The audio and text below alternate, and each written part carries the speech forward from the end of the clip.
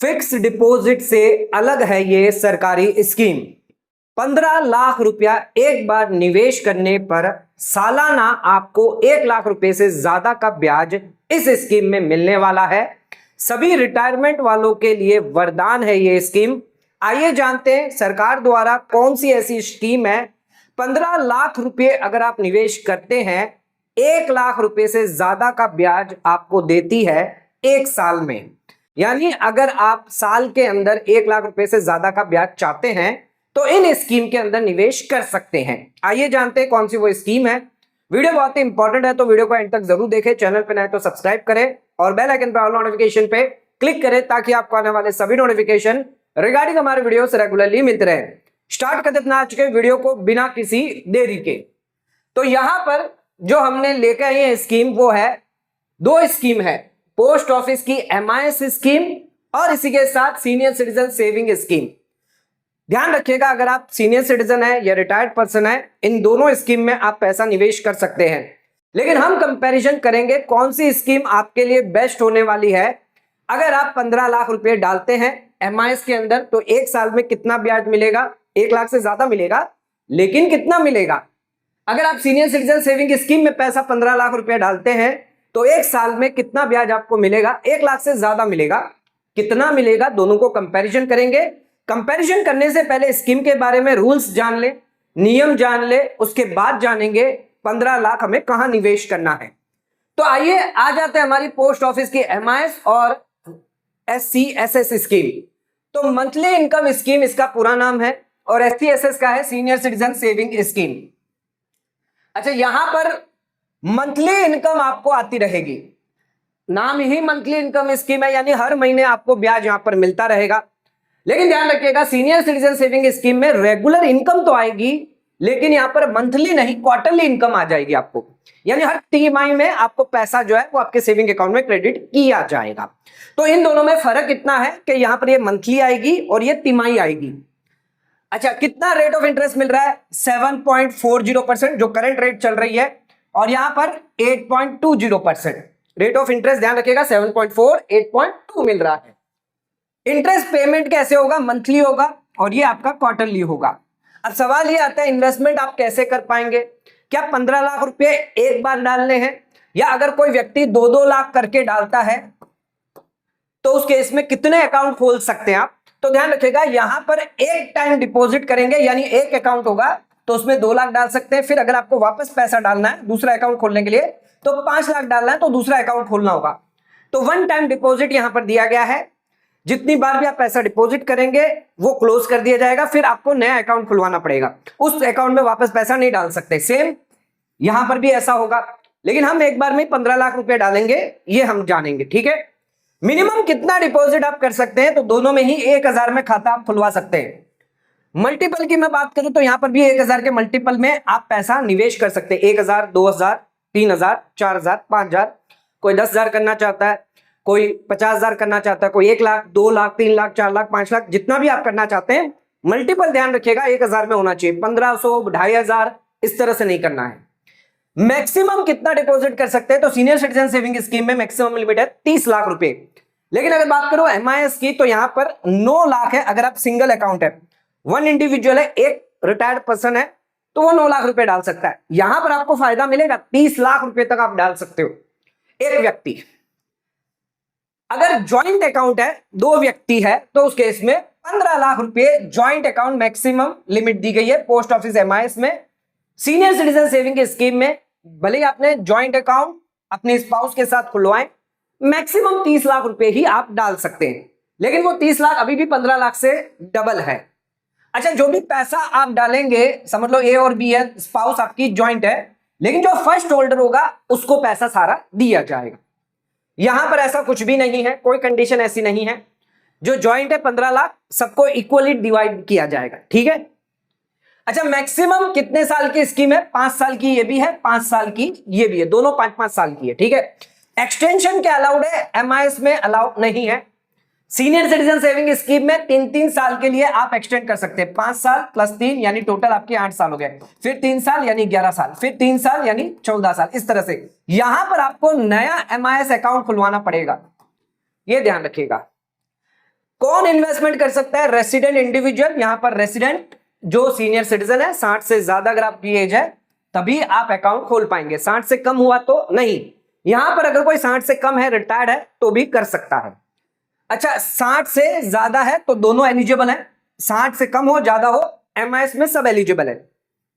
अच्छा, अगर कोई सी की एज 55 से 59 है, एमआईएस में एलिजिबल है। कोई ऐसी स्पेशल जो है वो प्रोविजन नहीं है रिटायरमेंट को लेकर कि व्यक्ति अगर कोई रिटायर्ड हो चुका है, अगर 50 साल के एज में, 55 साल के एज में रिटायर्ड हो गया तो वो एमआईएस में निवेश नहीं कर सकता, या कोई स्पेशल प्रोविजन ऐसा कुछ भी नहीं है, कोई भी कर सकता है। लेकिन सीनियर सिटीजन सेविंग स्कीम में ध्यान रखिएगा, आपको अगर आप रिटायर्ड पर्सन है तो उस केस में 3 महीने के अंदर अंदर आपको जो भी रिटायरमेंट बेनिफिट मिला है वही आप निवेश कर सकते हैं। यहां पर आप कोई भी फंड निवेश कर पाएंगे, फिर चाहे वो प्रॉपर्टी का पैसा हो, फिक्स डिपॉजिट हो, यहां पर कर पाएंगे। लेकिन यहां पर ध्यान रखिएगा, लिमिटेशन है, 55 और 60 के बीच में अगर आपकी एज है, रिटायर्ड पर्सन है, तो 3 महीने के अंदर रिटायरमेंट बेनिफिट ही आपको निवेश करना है। इसके अलावा कोई भी पैसा आप निवेश नहीं कर पाएंगे, तो ये एक मेन रिस्ट्रिक्शन है।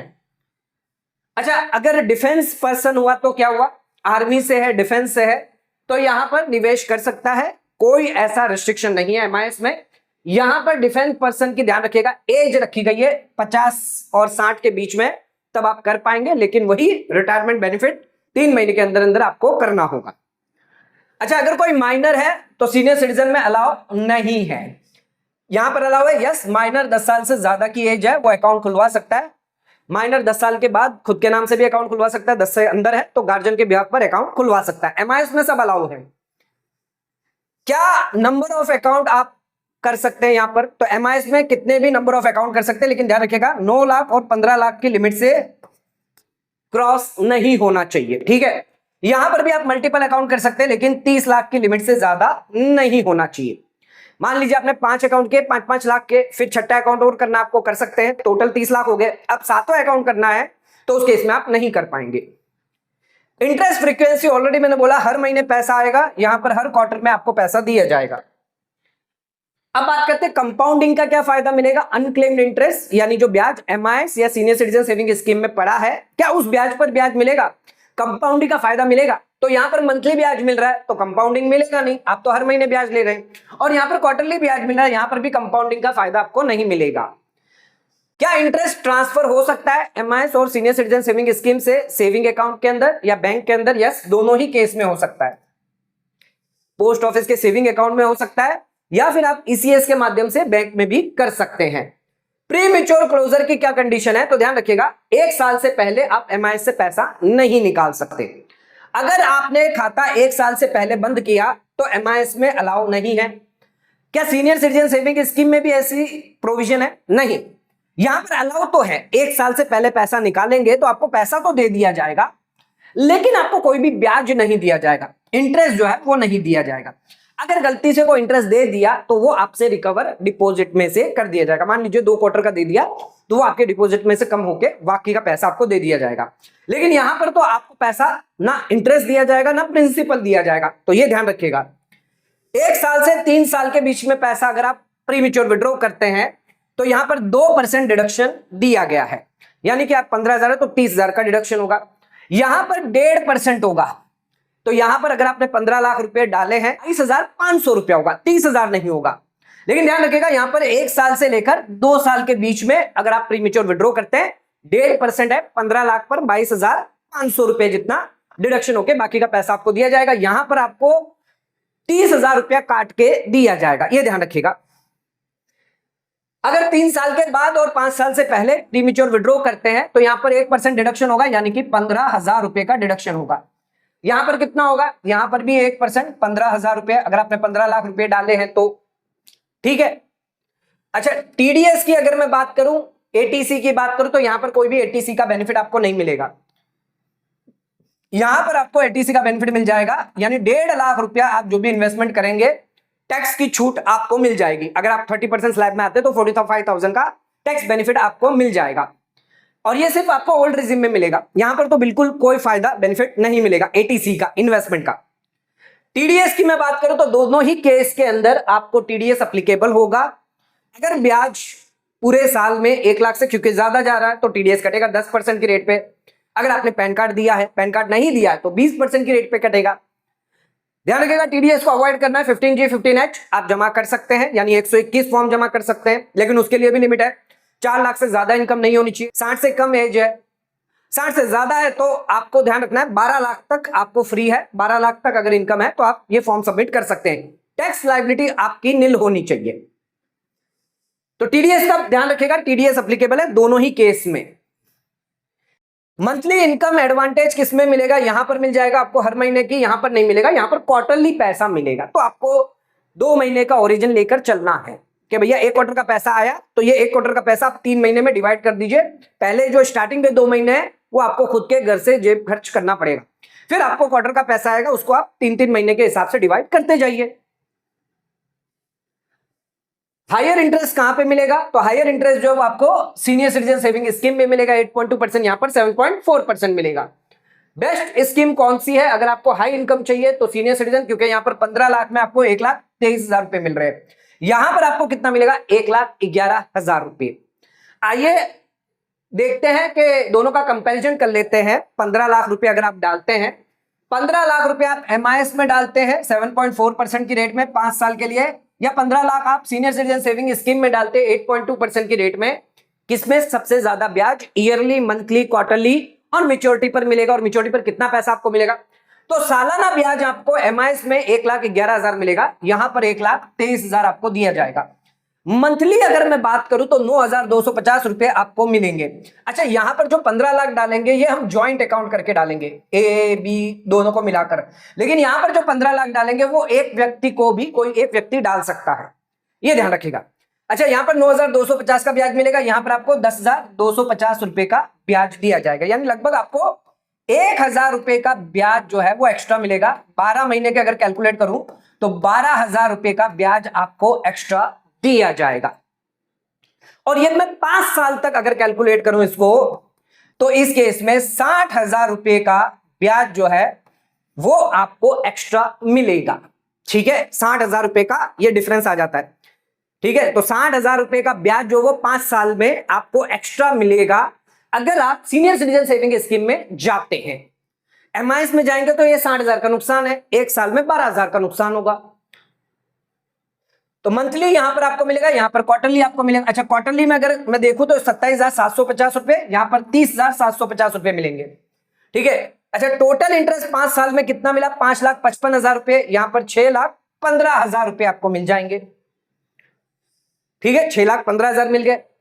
टोटल आपने 15 लाख रुपए डाले थे, तो ये और ये दोनों प्लस करूंगा तो 20,55,000 रुपए आपको 5 साल में मैच्योरिटी पर दिए जाएंगे। अच्छा, ये 5,55,000 तो हर महीना मिल रहा है और 15 लाख मिलेगा, तो टोटल मैच्योरिटी पर आपको 20,55,000 इस तरह मिल जाता है। यहां पर 15 लाख और 6,15,000 मिलाकर 21,15,000 रुपए जो है वो आपको दिए जाएंगे, ये ध्यान रखिएगा। तो यहां पर 20,55,000, यहां पर आपका 21,15,000 रुपए, यानी लगभग आपको 45,000 प्लस 15,000 रुपए, तो ये हो गया आपका कितना? 60,000 रुपए। ठीक है, 20,55,000 माइनस 21,15,000 करते हैं तो 60,000 का एक साल में 12,000 का डिफरेंस हो जाता है। तो यहां पर एमआईएस में 15 लाख 7.4% पे करेंगे तो एक साल में आपको 1,11,000 मिलेंगे, लेकिन वहीं पर 15 लाख आप सीनियर सिटीजन सेविंग स्कीम में डालेंगे तो 1,23,000 मिलेंगे। 9,250 हर महीना, यहां पर 30,750 पर क्वार्टर आपको दिया जाएगा, यानी 10,250 हर महीना आपको मिलेगा। तो अगर आपको ज्यादा इंटरेस्ट चाहिए, 12,000 हर साल ज्यादा चाहिए, तो सीनियर सिटीजन सेविंग स्कीम में आप निवेश कर सकते हैं। सबसे बेस्ट स्कीम कौन सी है, थोड़ा उसका भी कंपैरिजन कर लेते हैं। तो सीनियर सिटीजन हमने बता दिया, इंटरेस्ट के मामले में तो सबसे बेस्ट स्कीम है। अगर आप सीनियर सिटीजन सेविंग स्कीम की बात करें तो 8.2% जो है वो सबसे ज्यादा ब्याज आपको मिलता है एमआईएस के बदले। 1,23,000 रुपए यहां पर आपको मिलते हैं, एमआईएस में आपको 1,11,000 मिल रहे हैं। 12,000 रुपया हर साल आपको ज्यादा मिलता है, यानी 60,000 5 साल में आपको ज्यादा दिया जाएगा। एटीसी का बेनिफिट आपको मिल जाता है अगर आप 1.5 लाख रुपए हर साल निवेश करते हैं। 15 लाख एक बार में क्या है तो 1.5 लाख का बेनिफिट, यानी 45,000 का एक्स्ट्रा फायदा आपको मिल जाता है। अच्छा, यहां पर 30 लाख की लिमिट आपको मिलती है, जबकि वहां पर आपको 15 लाख की मैक्सिमम मिलेगी। यहां पर आप अकाउंट को एक्सटेंड कर सकते हैं 3-3 साल के लिए, वहां पर एक्सटेंड नहीं कर पाएंगे, ये ध्यान रखिएगा। लेकिन अगर आपको मंथली कैश फ्लो चाहिए, हर महीना आपको इनकम चाहिए, तो MIS में आप निवेश कर सकते हैं। अगर आप क्वार्टरली लेना चाहते हैं तो आप सीनियर सिटीजन सेविंग स्कीम में ज्यादा ब्याज है, तो सीनियर सिटीजन सेविंग स्कीम में आप निवेश कर सकते हैं। तो ध्यान रखिएगा, एक और इंपॉर्टेंट बात बता दूं, 15 लाख रुपए आप MIS में ज्वाइंट अकाउंट में मिलेगा, लेकिन ध्यान रखिएगा ये जो 15 लाख है वो ज्वाइंट अकाउंट में है, लेकिन अगर कोई इंडिविजुअल है तो वो सिर्फ 9 लाख रुपए ही डाल पाएगा। लेकिन सीनियर सिटीजन सेविंग स्कीम में तो 30 लाख रुपया कोई भी इंडिविजुअल डाल सकता है, तो यह भी एक फायदा है। अगर कोई इंडिविजुअल पर्सन है तो सीनियर सिटीजन सेविंग स्कीम में 30 लाख रुपए तक निवेश कर सकता है, लेकिन MIS में सिर्फ 9 लाख रुपए निवेश कर पाएगा। तो दोस्तों दोनों चीजों का हमने सरकारी स्कीम का कंपैरिजन करके बता दिया, MIS स्कीम और सीनियर सिटीजन सेविंग स्कीम। तो senior citizen saving scheme better scheme उन लोगों के लिए है जिनको ज्यादा ब्याज चाहिए, जिनको ATC का फायदा चाहिए, जिनको अकाउंट को एक्सटेंड करना है, जिनको 30 लाख का निवेश चाहिए, वो वहां पर जा सकते हैं। जो लोग 9 लाख या 15 लाख का निवेश कर पाएंगे, जिनको थोड़ा कम ब्याज में एडजस्ट हो जाएगा लेकिन मंथली इनकम चाहिए, रेगुलर इनकम चाहिए, तो वो MIS की तरफ जा सकते हैं। आज का वीडियो और कंपैरिजन कैसा लगा नीचे कमेंट करके जरूर बताइएगा। ऐसे ही कंपैरिजन के लिए आप हमें कमेंट करिए, और किसका कंपैरिजन करवाना है तो वो भी हम कर देंगे। आज का वीडियो अगर आपको पसंद आया तो वीडियो को लाइक शेयर सब्सक्राइब करना ना भूलें, वीडियो को ज्यादा से ज्यादा शेयर करें ताकि और लोगों तक इसकी नॉलेज पहुंच सके। आज का वीडियो समाप्त करते हैं, धन्यवाद।